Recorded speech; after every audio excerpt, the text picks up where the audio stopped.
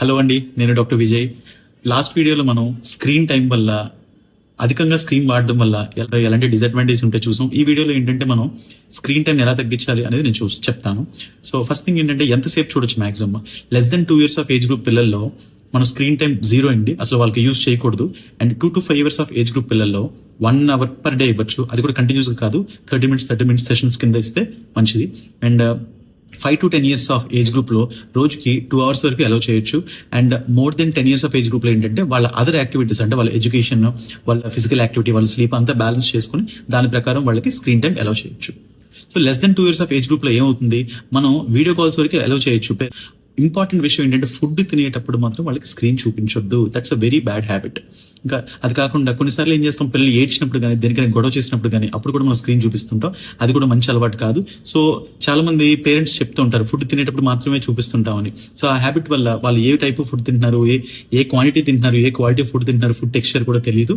And also screen చూస్తూ ఉండడం వల్ల వాళ్ళు క్వాంటిటీ ఆఫ్ ఫుడ్ ఇంటేక్ కూడా వాళ్ళకి సరిగా ఎస్టిమేట్ చేసుకోలేరు. ఇంకోటి ఏంటంటే మల్టిపుల్ డివైసెస్, అంటే ఒకవైపు నుంచి టీవీ చూస్తా, ఇంకొక నుంచి ఫోన్ యూజ్ చేయడం, ఇలాంటి సిచ్యువేషన్స్ కూడా మన ఇప్పుడు ఉన్న సందర్భాల్లో రావచ్చు. ఎందుకంటే డివైసెస్ అనేవి చాలా common. 2 to 5 years age group వాళ్ళకి ఎడ్యుకేషనల్ కంటెంట్ ఇస్తే మంచిది. అండ్ ఇంకోటి ఏంటంటే వైలెన్స్ లేనివి, అంటే హెల్త్ ని ప్రొపగేట్ చేసేవి, అలాంటి కంటెంట్ ని ఇవ్వడం అనేది మంచిది.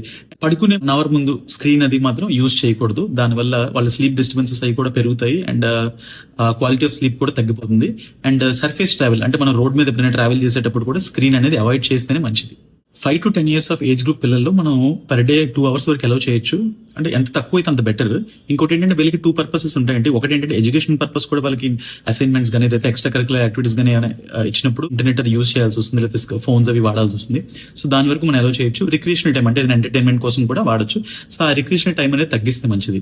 5 to 10 years ఏజ్ గ్రూప్ వాళ్ళ స్క్రీన్ టైం అనేది కొంచెం మనం సూపర్వైజ్ చేస్తుండాలి. కో వ్యూయింగ్ చేయాలంటే మనం కూడా వాళ్ళతో పాటు కూర్చొని చూడడం అనేది కాస్త better.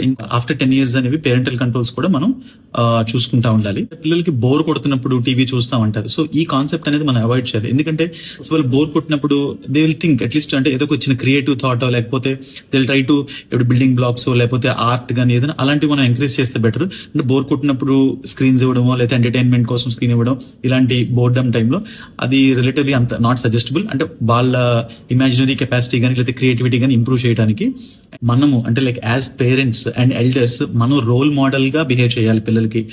We have to reduce our screen time. అంటే వెన్ ఎవర్ నెసెసరీ మనం యూజ్ చేయాలి. దాని ద్వారా వాళ్ళు అడాప్ట్ చేసుకుంటారు.